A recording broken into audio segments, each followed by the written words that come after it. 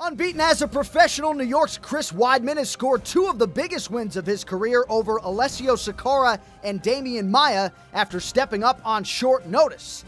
In this spot, he enters the matchup against Mark Munoz with a full training camp and a full head of steam to derail the Filipino wrecking machine. Every fight I always feels, the most important fight ever, but this fight really has a lot of opportunities that it's going to open up for me afterwards. Possible contender status, so it's huge, man, and I'm just, I put myself in a really good position here. I made a lot of sacrifices to get here, and I just have to make a statement in this fight, and I have to, I just hope everything works out. One of those rare people whom no one has anything bad to say about, Mark Munoz is a gentleman among gentlemen in the fight game.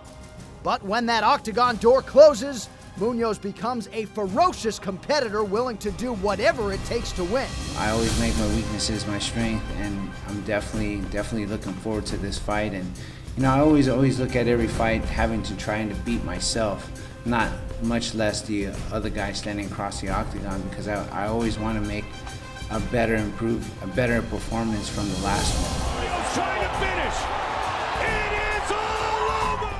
You're going to see fireworks from beginning to end. I feel that you have two top wrestlers going at it, who are very well-rounded, that like to put on a show, and I'm definitely one of those guys that like to put on a show. So from start to finish, I can guarantee fireworks. I think he's dangerous everywhere. Obviously, he's got this ground and pound that he's known for, the Donkey Kong punches or whatever, so I don't want to be getting hit with too many of those. He's got great wrestling. Supposedly his jiu-jitsu is pretty good. His stand-up, he throws hard on his feet, and he's an aggressive guy, and he comes from the wrestling background. He has a tough mentality. He's not going to give up. So it's going to be an exciting fight, and I think he's a confident guy, and I want to go against guys who really think they could beat me, and I'm confident it's going to make it an exciting fight. Inside the clock now. Standing guillotine, trying to lock it in. It is all over.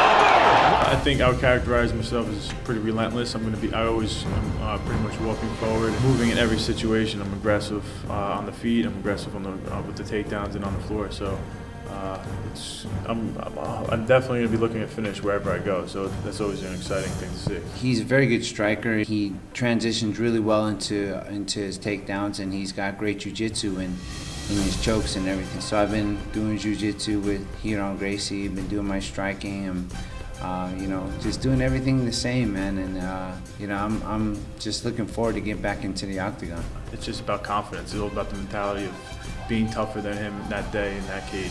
I see so many times guys who are so confident go in there and they lose confidence like that. So I know it doesn't matter what I feel like, what I'm thinking, my head is like. It doesn't matter. When I step in that cage, I have to be confident and ready to move forward and believe in my skills. And if that is in order, I'm going to win the fight. Keys to victory for me is moving my head. I got to move my head and close the gap because Chris Weidman's very, very long, and I got to be able to neutralize his wrestling, be able to scramble on bottom, get back to my feet, and utilize the power I have in my hands. And so I got to be able to keep it close, dirty box, put him against a cage, wear him out, and just drag him to the deep end and win the fight that way.